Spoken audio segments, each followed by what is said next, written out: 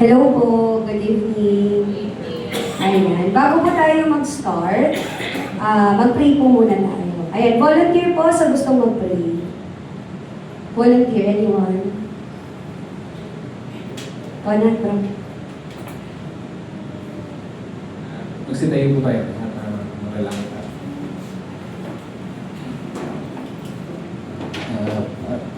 Father God, salamat po Lord na nandito ulit kami at ngayon ulit ng Bible Study Day. Lord, salamat sa pag-iingat mo sa pagpunta namin dito Lord. Ay bigyan mo ng karunungan ang magsasalita ngayon dito sa harapan Lord para mas lalo namin maintindihan kung ano yung mga turo mo na ikakabuti namin Lord para sa ganun na makapagparami tayo ng kami ng mga followers na nasusunod sa iyo. Lord, mamaya gabayan mo kami sa pag-uwi namin, Lord. Ingatan mo po ang pag-uwi namin mamaya, Lord. Lahat ito, piniling namin sa pangalan ng Jesus. Amen. Ayan, papakay po natin sa inyo. So, nakakailang linggo na kayo? Nakakailang buwan na ba kayo nag-train? Nag-start kayo April, no? 10 session na. So, 2 months na ulit. Ayan. So, sa nagdaang 2 months, marami na kayo dapat natutunan. Natutunan saan? Kung paano magsimula ng Bible study. Kung paano, no? So, ang tanong ko, nakapagsimula na ba kayo ng Bible study? So, ilan na dito yung nakapagsimula? Ayan, si Cisalina, palakpakan po natin. Ayan. Bakit ko kaya tinatanong yun? Kasi po, yung nakaraan yung buwan, tinuturuan na kayo doon. At habang tinuturuan dapat kayo, dapat ina-apply nyo na yun. Bakit kailangan natin i-apply urgent? Pag hindi natin siya in-apply, anong mangyayari? Makakalimutan. Magiging stuck. Stuck, knowledge. At pag na-stuck po yun, anong mangyayari? Kakalawangin. No? Pag hindi po natin ginagamit yung isang bagay, minsan nasisira, kahit sa appliance, no? Hindi na nasisira, o kaya may mga kinakalawang. So, ganun din po. Yung mga natututunan natin, pag hindi natin siya ina-apply, matatawag na lang siyang stock knowledge. At pwede po siyang kalawangin. Okay. So, hindi nyo pa siya na-apply. So, i-encourage ko yung lahat sa inyo. I-apply nyo na siya. Okay? Kasi pag hindi po, sayang po. Sayang po na nandito tayo, nagtitrain tayo. Kasi anong bang purpose? Bakit tayo nagtitrain? Para makapagbukas ng Bible study. No? So, i-implement po natin, i-apply po natin. Mahirap po maging stuck ang isang bagay. Okay? So, push natin. Mag-pray tayo na bigyan tayo ng courage ni Lord na makapag-start. Kaya na yan. Kasi kinaya ng marami. Okay? So, sa inaral nyo po, nagsisimula po ang lahat saan? Connection. At sa connection po, may ilang levels of connections po. Review lang po tayo, no?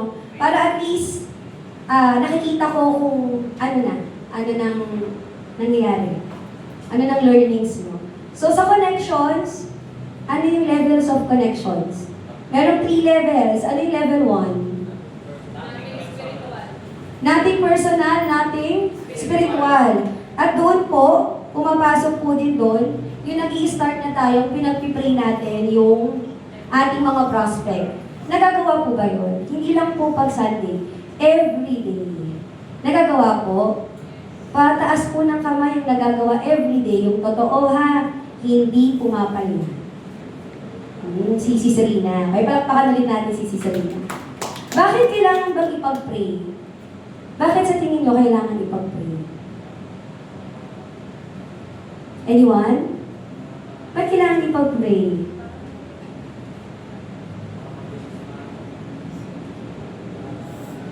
Sige po. Para may handa ang puso nung tinatarget ng mga person. kailangan buong kalim para mataniman. Yes, tama po si brother, no? Kasi po, kahit po gaano kayo kagaling, lahat po kayo alam ko magagaling magturo. Pero kahit gaano po kayo kagaling, pag wala po si Lord, hindi po magtatagumpay ang Bible study niyo. At yung prayer po na yun po yung foundation nyo para makapagsimula kayo at para maging successful ang Bible study nyo. Kasi kung wala pong prayer, yes, makakapagsimula kayo, pero sa kalagitnaan, mag-fail kayo. Kasi po dito, hinahanda natin itong mga taong ito. Kasi marami pa yung mga reason para hindi matuloy. Maraming ginagawa ang kaaway. At kailangan po natin si Lord. Dahil si Lord po ang gagawa ng paraan para yung mga hindrances na yun mawala. Kaya very important po na mag-pray kayo every day ng 10 minutes. So hindi nyo nagagawa, dapat gawin nyo po. No? Mahal nyo ba si Lord? Mahirap gawin yung utos ni Lord. Mahirap gawin yung pag-pray yung 10 names. Pero mahal niyo si Lord. Okay? Kung mahal niyo si Lord, gawin niyo yun. Okay? So, ano yung level 2? Leads to personal and emotional matters. So, dito pa rin continuous praying pa rin kayo sa salvation ng mga taong to. And then, ini-establish nyo na yung relationship. No? Inalam nyo na yung mga pet needs nila. So, nakapag-connect na ba kayo? Naka-level 1 na kayo sa connection? Yes, very good. Nakapag-connect na kayo. So, yung level 2 of connections, nagagawa nyo na? Inaalam nyo na yung mga felt needs nila? Okay, very good. So, yung third level, ayan na, yung third level? From personal to spiritual. So, nandyan pa rin yung prayer, we do good acts, no? Ano pa? Ano pang ginagawa natin? Diyan na tayo ano po? Nagko-connect? Ano pa po? Review lang po ito. Nag-start pa tayo agad sa level 3. Anong ginagawa natin? Nag-share po tayo ng ano? Nag-share tayo ng testimony. Ayan. So, sa level 3, nagsa-start na tayo ng testimony. Lahat po ba may testimony? Yes. Bakit kailangan natin ng testimony? Kasi kapag nalaman natin yung felt needs nila, pwede natin ipasok yung testimony natin. Baka yung pangangailangan niya, yung ipinagdaanan mo rin. At pwede mong i-share kung paano mo napagtagumpayan yun ng kasama si Lord. No? Hindi naman pag sinabing felt needs, halimbawa pagdating sa pera, pahiramin mo agad. Hindi po ganun.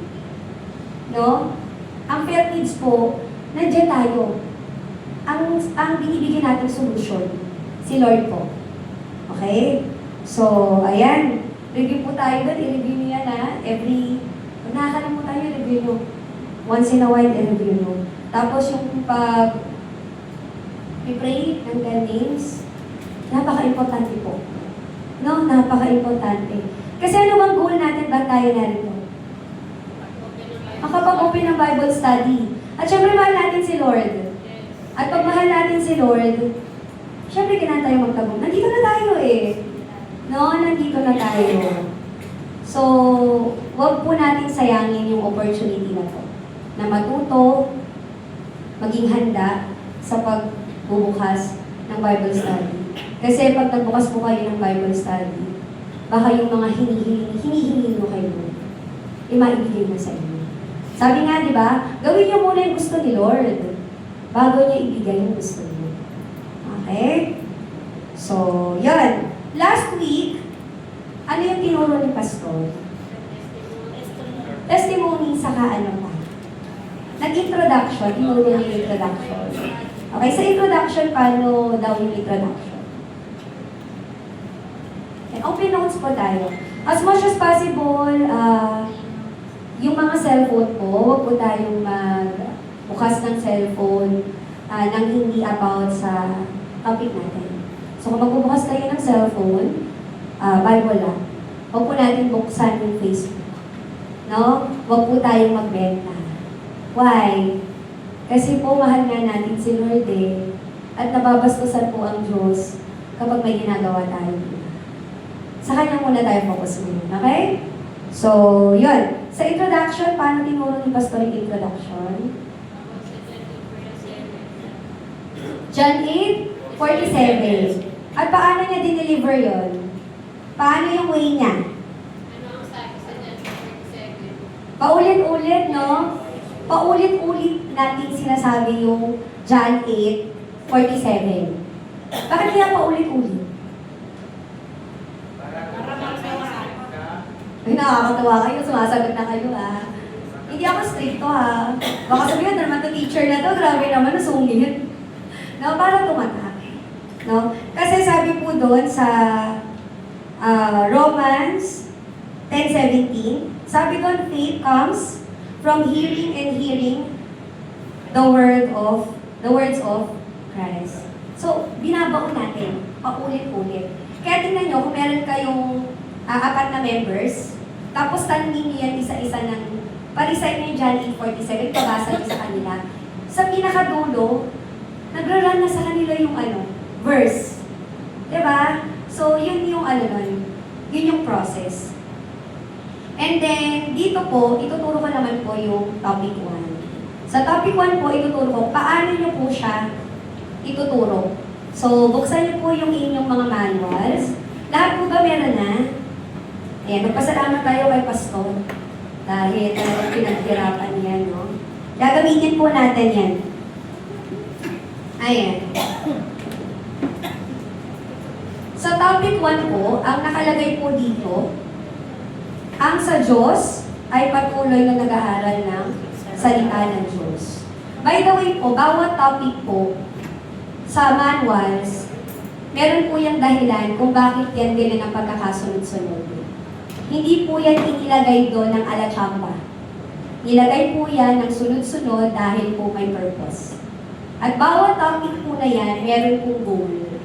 Ang goal po ng topic 1 at topic 2, may idea po kayo kung anong goal mo ng topic 1. Ayan. Ako na lang po magsasabi.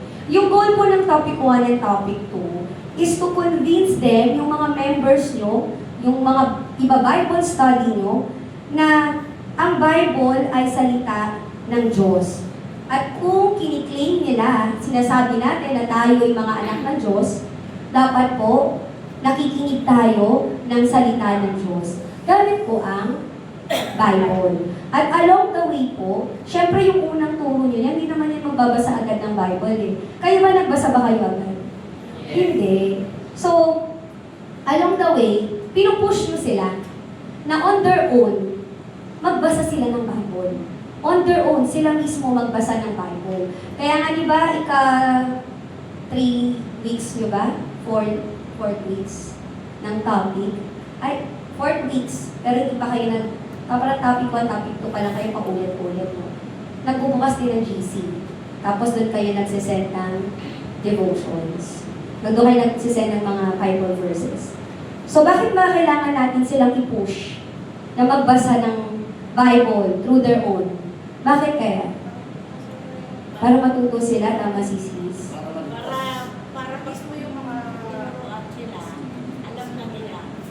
Saka papatayan nilang nasa Bible talaga yung tinuturuan. Yan, tama no?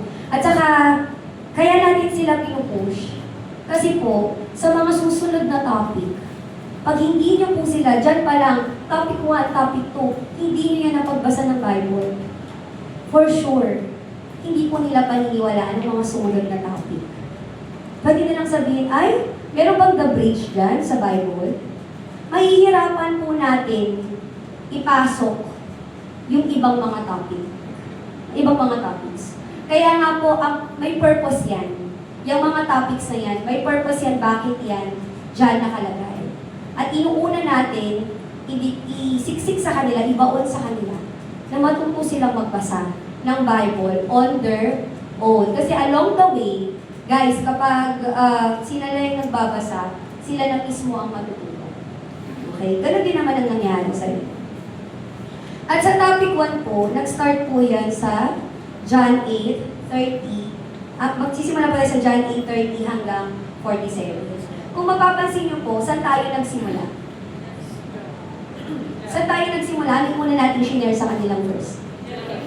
John 8:47. So, nag-take off po tayo sa John 8:47. Dito po sa topic 1, maglalanding tayo saan ulit? John 8:47 din. Paulit-ulit, no? Ganun talaga. Kasi po kahit ang bata, pag may sinabi ka dyan, hindi naman agad yan susunod. Kahit naman sa inyo, di ba?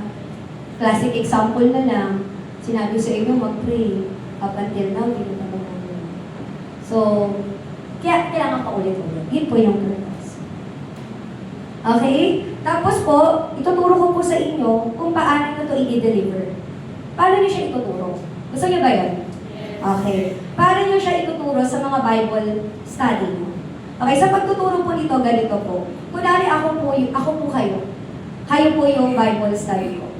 Okay, una nyo pong gagawin, pabasa nyo po.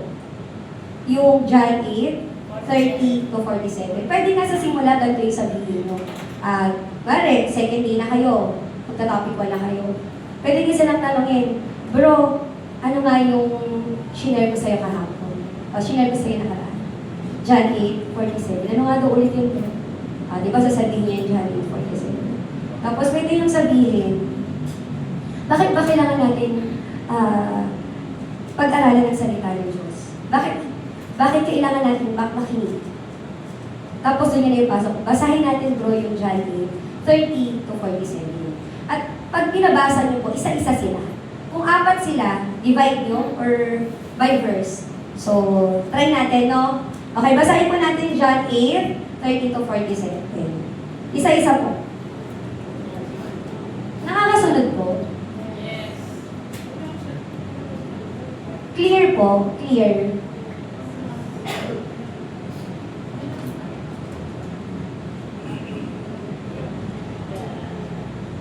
Mic na lang.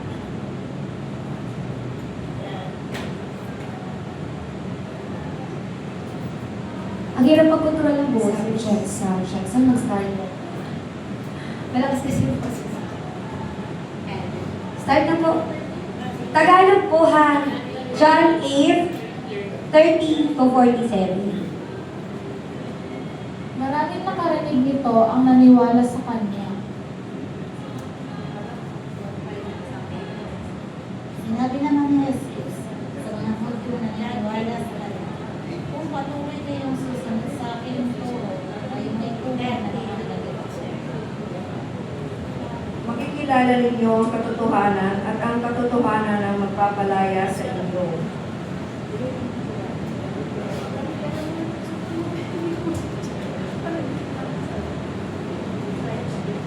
Sumagot sila, kami ay mula sa lahi ni Abraham at kailanman hindi kami naalipin naman. Paano mo masasabing palalayain kami? Sumagot si Jesus, sinasabi ko sa inyo ang totoo. Ang sino man nagkakasala ay alipin ng kasalanan. Ang alipin ay hindi namamalagi sa isang pamilya sa habang panahon. Ngunit ang anak ay namamalagi pag magpakailanman. Sa Tagalog po, Juan. Kaya kung ang anak ng Diyos ang magpapalaya sa inyo, talagang magiging malaya kayo. Paras ko na kayo hindi ni Abraham. Gayoy may pinagsisikapan ninyong ako'y patayin, sapagkat ang salita ko'y hindi kakalas.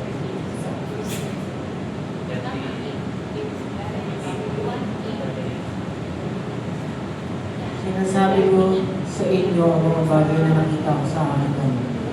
Ngunit ang mga ginagawa ninyo ay ang mga narinig ninyo sa inyo kami. Sinabi ng mga tao, si Abraham ang aming ama. Sumagot si Jesus, kung totoong mga anak kayo ni Abraham, tinutularan sana ninyo ang mabubuting gawa niya. Katapot kayo pinagsisikapan ninyo ang patayin. Taong sa inyong nagsaysay ng katotohanan. Sa aking narinig sa Diyos, ito'y hindi ginawa ni ako. ginagawa ninyo ang mga gawa ng iyong ama. Sinabi nila sa kanya, hindi kami inanak sa kay Abid, may isang ama kami, ang Diyos.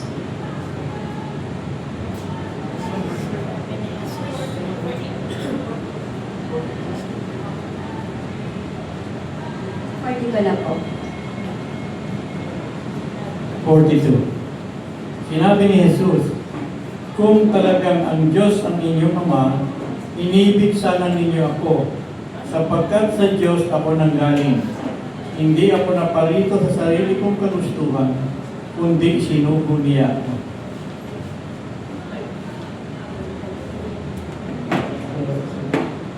Bakit din ninyo unawaan ang sinabi ko?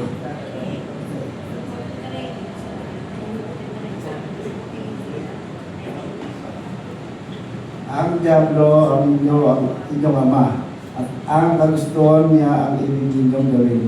Noon pa man ay namatay at tao na siya. Hindi siya tumatik sa katotohanan kailanman, sapagkat walang puwang sa kanya ang katotohanan. Ikas sa kanyang pasinungalingan, sapat siya ay talagang sinungaling at siya ay ama ng kasinungalingan. Ngunit ako ay pawang katotohanan. Ang mga sinasabi ko at ito ang dahilan kung bakit ayaw ninyong maniwala.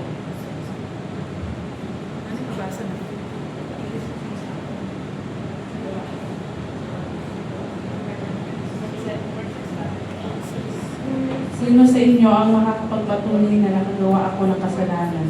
At kung katotohanan ang sinasabi ko, bakit ayaw niyo akong paniwalaan?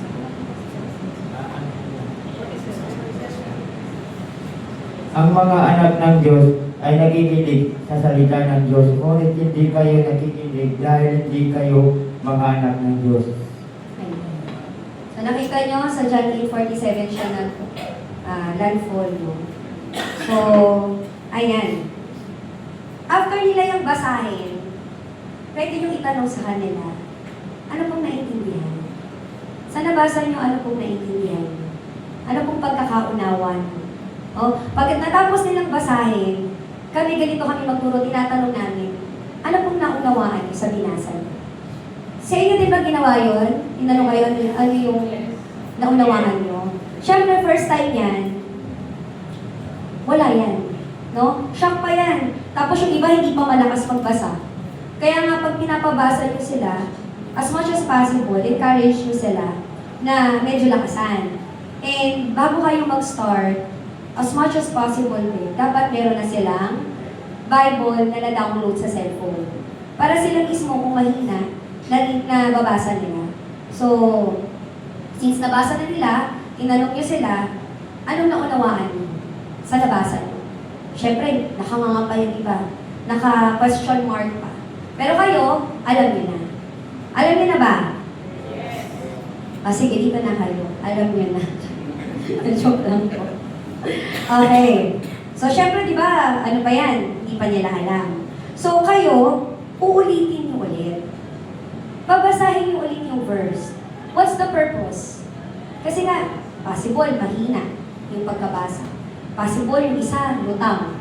No? Kaya, ikaw mismo, ulitin mo yung verse. Ay, di ba, hindi sila nakapagsabi or nakapagsabi sila maganda.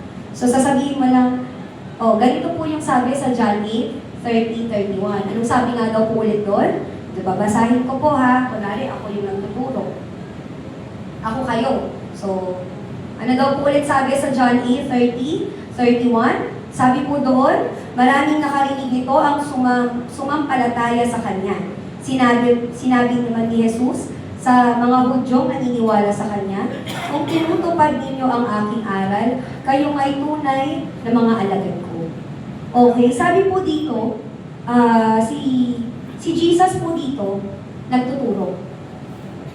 Iano nyo sila, dalhin nyo sila kasi story to eh. Story to eh. Si Jesus po dito nagtuturo. Nagtuturo po siya sa mga, sino tinuturuan niya dito? Mga Hudyo. No? Mga Hudyo po yung tinuturuan niya dito. At ang sabi po niya doon, maraming nakarinig. Marami daw nakarinig. Maraming nakarinig kay Jesus nung nagtuturo. At ano na nangyari sa kanila nung narinig nila si Jesus? Marami daw ang sumampalataya sa Kanya. Siguro kasi nagalingan sila. Galing-galing ito ni Jesus magturo. No? Pero, sapat ba na sumampalataya lang sila? Sapat ba na naniniwala lang sila? Sa inyo, sapat ba na naniniwala lang tayo kay Jesus? Sapat ba na sumasampalataya lang tayo kay Jesus? Hindi. Pero dati, sagot natin. Pero dati, para sa atin, okay na, no? Sapat na sumasampalataya tayo kay Jesus, kilala natin si Jesus.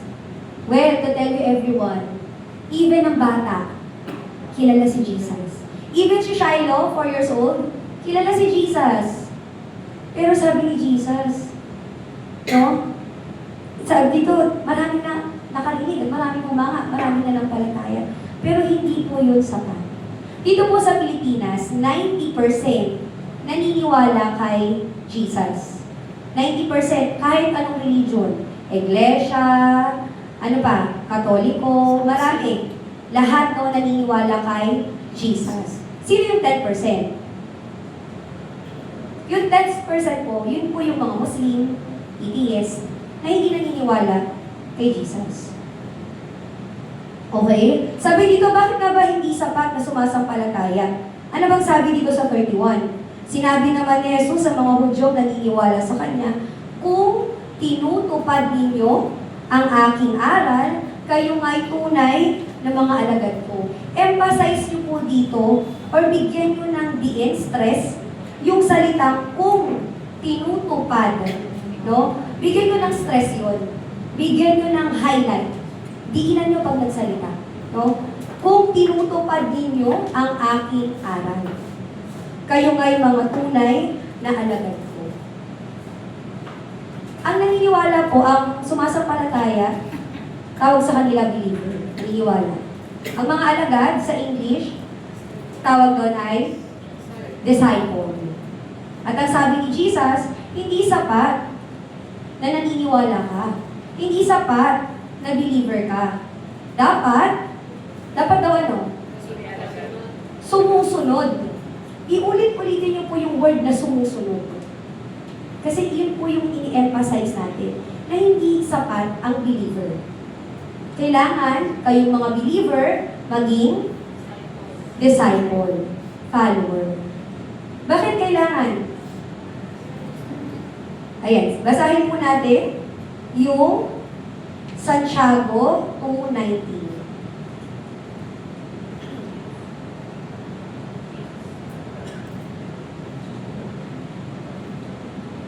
Sino na nakakita?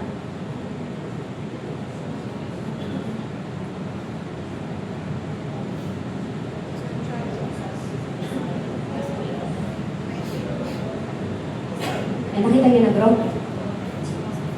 Ay, saan yung mic?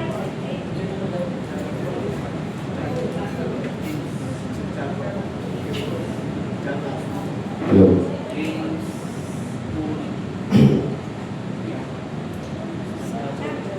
Sumasampalataya ka na ang Diyos ay isa.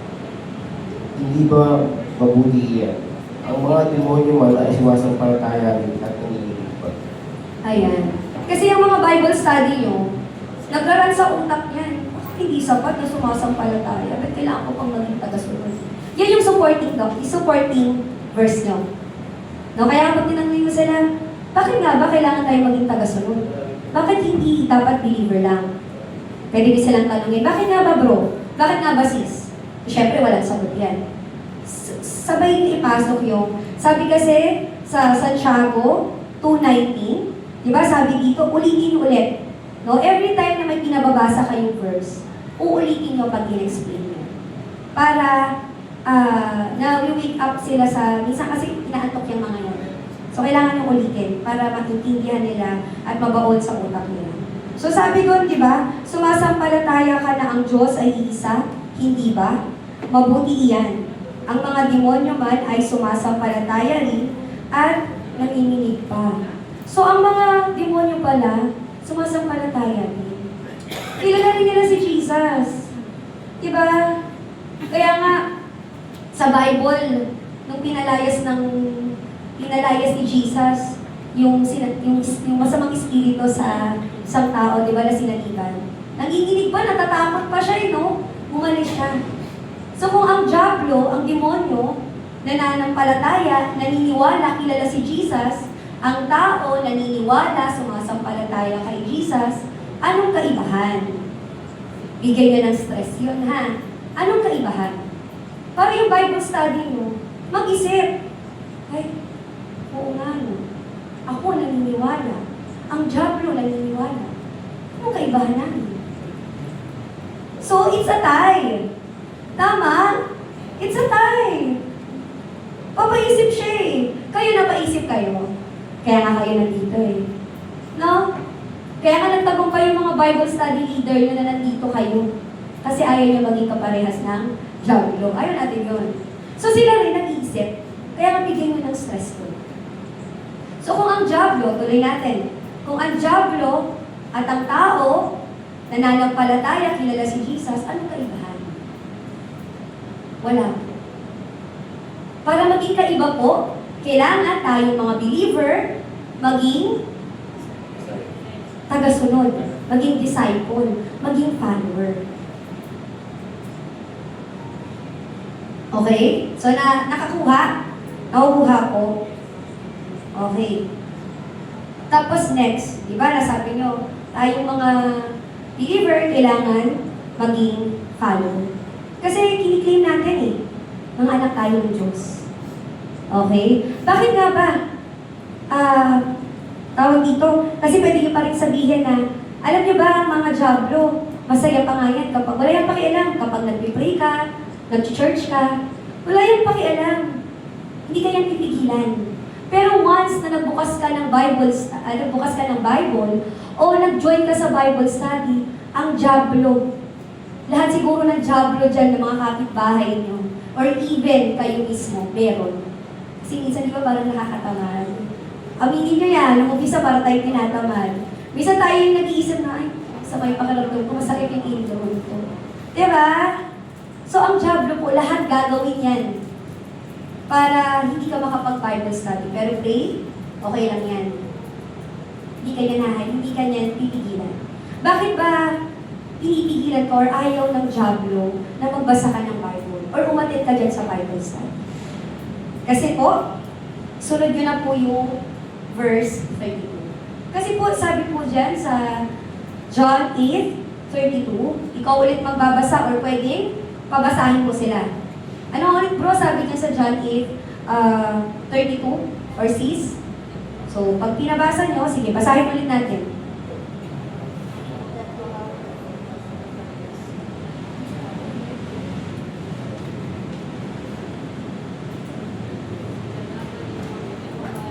At inyong makikilala ang katotohanan, at ang katotohanan ay magpapalaya sa inyo.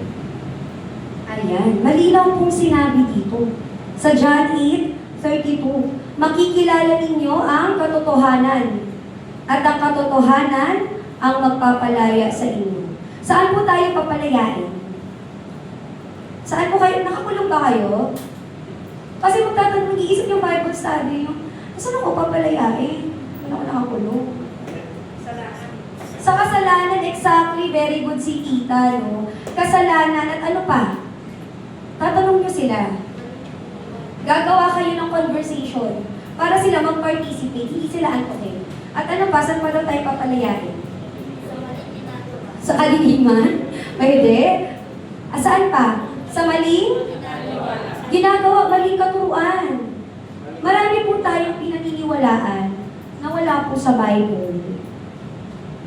Diba? Kahit kayo, marami kayong pinapaniwalaan noon. Pero ngayon wala na yan. So, yun po. Makikilala ninyo ang katotohanan at ang katotohanan ang magpapalaya sa inyo. So, papalayain po tayo doon sa mga maling aral, sa mga kasalanan. Papalayain po tayo dyan. And then, jump po tayo sa John 8:43 to 44.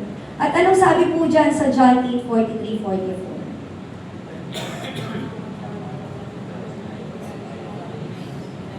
Ganun ha. Tingnan nyo kung paano ko siya ginagawa. Binasa nyo ng buo, tapos ako, hinihimay ko. Nakikita nyo, hinihimay ko. Kasi, nung binigay nyo yung verse, hindi nila yan naiintindihan. And then, kaya ginawa ko, hinihimay ko. At nandyan naman po yan. At nung hinimay ko, binasa ko, binasa nyo, binasa ko pa. So, ilang beses ko inuulit. Ang dami, no? Huwag po kayong mahiya para pagpaulit-ulit. Okay? So, Hindi niyo maintindihan ang sinasabi ko dahil hindi niyo matanggap ang aral ko. 44 po. Ang diablo ang inyong ama at kung ano ang gusto niya, yun ang ginagawa ninyo. Siya ay mamamatay tao mula pa sa simula at ayaw niya ng katotohanan dahil walang katotohanan sa kanya. Likas sa kanya ang pagsisinungaling dahil sinungaling siya at siya ang ama ng kasinungalingan. Okay. Explain nyo ulit to. No? Sabi po dito, sabi sa John 8:43-44. Sabi ni Jesus, si Jesus ang nagsasalita dito. Bakit di ninyo maunawaan ang sinasabi ko? Hindi ba't ito'y dahil sa ayaw ninyong tanggapin ang itinuturo ko? Kasi nga po dito, di ba? Nung umpisa, sinabi ko sa inyo, si Jesus nagtuturo. At sa kanyang pagtuturo, no, daming naniwala, ang daming bumilib. Pero sa kalagitnaan ng kanyang pagtuturo, sabi nga dito sa 44, ang diablo ang inyong ama. Pag sinabi sa inyo, diablo ang tatay nyo, masaya? Hindi. So parang dito, sa usapin nila, parang nagkakainitan. Pero syempre si Jesus, hindi naman yung patola. Tayo lang ang patola na. Pero pag may sinabi siya, totoo. O sabi nga dito, diablo ang inyong ama. At ang kagustuhan niya, ang ibig ninyong gawin. Noon pa man, ay mamamatay tao na siya. Hindi siya pumanig sa katotohanan kailanman, sapagkat walang buwang sa kanyang katotohanan. Likas sa kanya ang magsinungaling, sapagkat siya ay talagang sinungaling, at siya ang ama ng kasinungalingan. Okay, bakit niya sinabi dito, diablo daw ang kanilang ama? Sino yung, ano ba ang karakteristik ni Satanas? Siya ay mamamatay tao. Sinabi dito, di ba? At kung babalikan natin po doon sa 33 to 35, kaya nga dapat po, pag nagturo kayo ng Bible study, huwag nyo lang pong basahin basta yung manual. No? Baka dito lang kayo nag-focus sa John 8:43-44 kasi nakita nyo hindi na sinulat yung ibang verses. Huwag po ganon. Basahin nyo po yung buong chapter as much as possible. Kasi po meron po dyan mga chapter na kwento. Para makumpleto nyo yung puzzle. Madala nyo sila sa story. Lalo na kapag parang storytelling, maganda gawin nyo yung mga nakikinig sa inyo, dalhin nyo sa story. Dalhin nyo sila sa story na parang nandun sila. Kaya importante na basahin nyo. Huwag kayong mag-focus lang. Ay, hindi naman binanggit yung iba eh. Basahin nyo lang. Para kung story to, makumpleto niyo yung puzzle. So sabi dito sa 33, sumagot sila, kami ay lahi ni Abraham at kailanman hindi kami naalipin ni Numan. Paano mo kami palalayain? Kasi itong mga Hudyo na to, kiniklaim nila, sino daw yung tatay nila? Si Abraham. No? Kaya nga sabi nila, sabi nila, mula kami sa lahi ni Abraham at kailanman hindi kami naalipin ni Numan. Paano mo masasabing palalayain kami? Then sagot ni Jesus, pakatandaan ninyo, ang namumuhay sa kasalanan ay alipin ng kasalanan. Ang alipin ay hindi kabilang sa pamilya sa habang panahon, subalit ang anak ay kabilang magpakailanman. Kaya nga sabi nila, galing kami sa lahi ni Abraham. Hindi kami mga anak sa labas. Kiniklaim nila na galing sila sa lahi ni Abraham. Teka lang, Ano bang karakteristik meron sa Abraham? Sino nakakilala kay Abraham? Sino po nakakilala? Si Serena lang? Si bro? Sino nakakilala? Yung nagtitita po dyan sa kanto. Charot lang. Ayan. Si Abraham po, ang karakteristik po ni Abraham, sumusunod. Bakit? Kasi po nung nasa Mesopotamia si Abraham, sabi sa kanya ni Lord, alis ka dyan, punta ka sa promised land sa Israel. So, sa Mesopotamia, okay na siya doon. Okay yung negosyo niya, masaya yung buhay niya. Kasi na siya tinitindi, okay na siya. Pero sabi ni Lord, alis ka dyan, punta ka sa promised land. Kayo po, pupunta kayo sa isang lugar na hindi nyo alam. Tapos okay na kayo dyan. Pinagpapala na kayo dyan. Pupunta kayo. Siguro magdadalawang isip kami. Si Abraham hindi po. Sumunod po siya.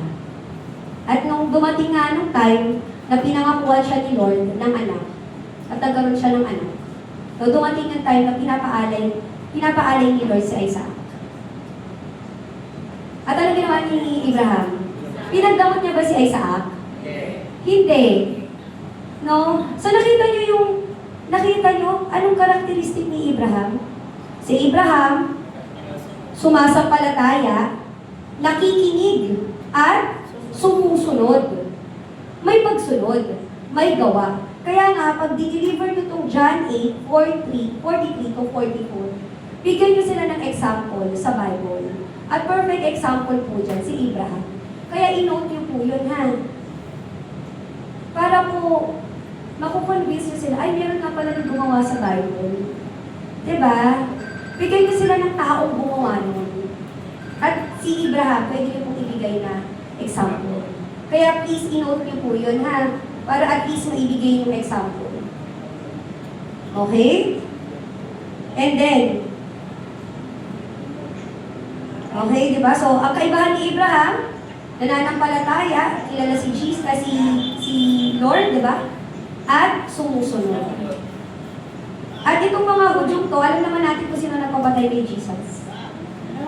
Di ba? Alam naman natin kung sino nagpapatay kay Jesus. At si Satanas po, ayaw na po tayo makilala si Jesus. Okay? So, jump po tayo ulit sa John 8:47. At ano pong sabi sa John 8:47?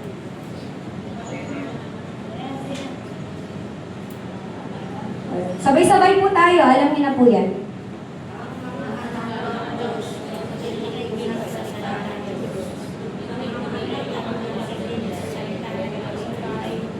Ayan, very good. Susunod, tatayo po dito.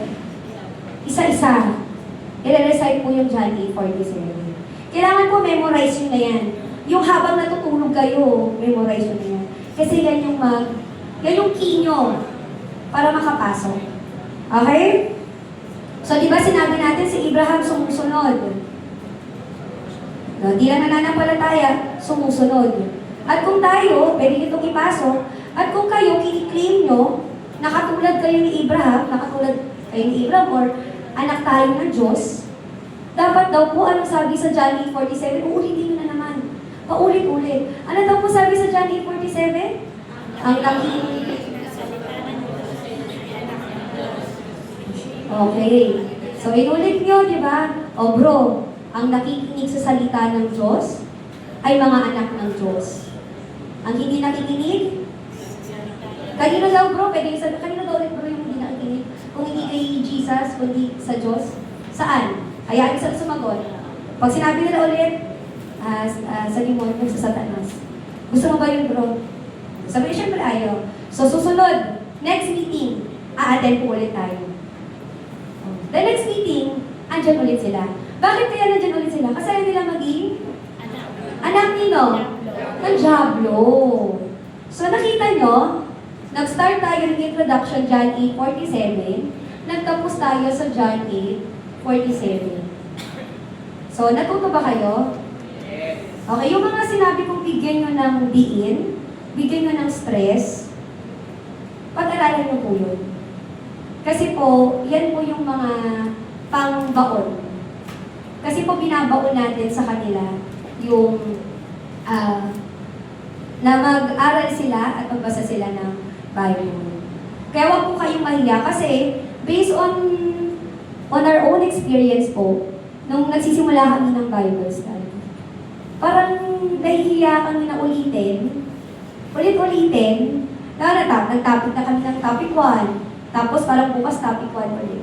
Parang nahihiyahan, baka sabihin nila, puro yun na lang. Huwag po kayong mahiya, kasi kung gusto po ng Diablo, mahiya kayo. Kasi po, hindi po nila yan naiintindihan pa.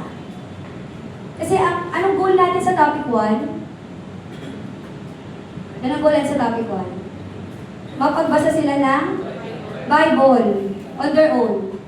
No, paniwalaan nila na dahil anak sila ng Diyos, kiniklaim natin, kailangan natin magbasa ng Bible dahil po ang Bible ay salita ng Diyos. So, ganun lang po kadali. Madali ba? Hindi. Madali. Paulit-ulit.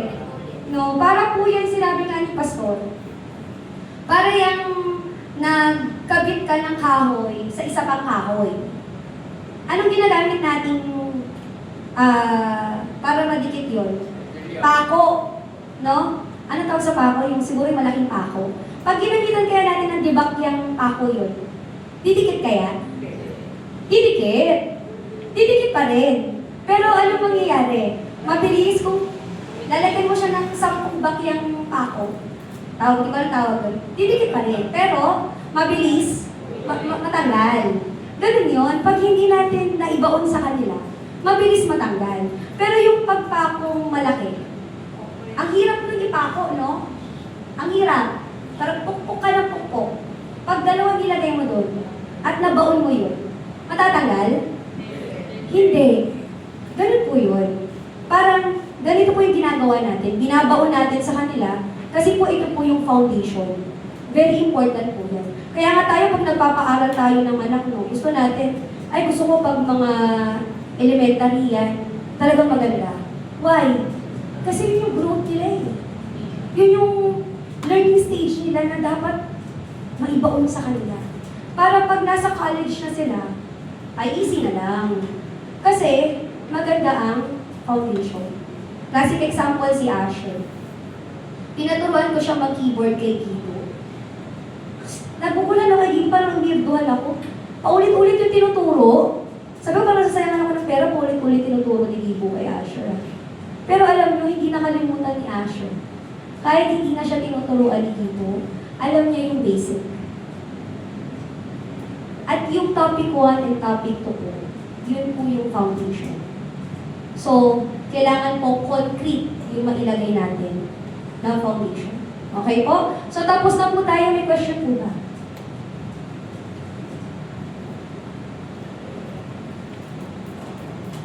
May question po ba? Baka pag nagtuturo kayo ng Bible, na Bible study, baka may mga, gusto kayo itanong, tanong nyo naman. Huwag po kayong matakot. Mukha lang po akong masungit.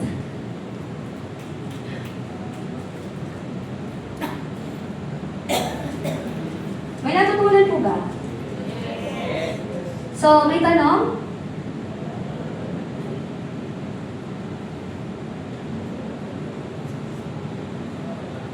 Okay, walang tanong. So, bakit nga daw po natin kailangan Hindi daw sapat ang mananampalataya na? No open notes. Bakit kailangan daw natin, bakit daw hindi sapat na mananampalataya lang?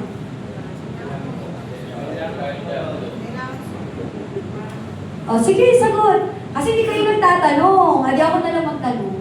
O, wari ako naman yung nyo. Ako yung member nyo. Bakit nga hindi sapat na mananampalataya lang? Kayo yung leader. Okay? Nanginginig pa. So, tama, no? Ano pa?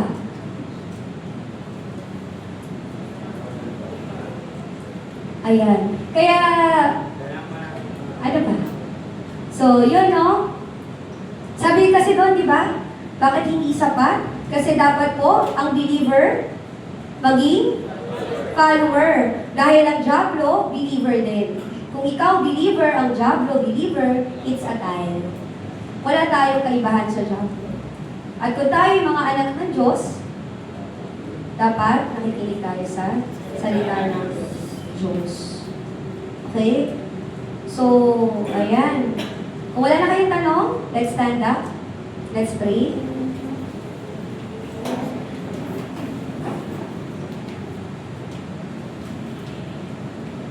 Okay po, mag-pray na po ako. Yes, Father, marami pong salamat sa bawat isang narito, Panginoon. Alam ko, Lord, na hindi madali.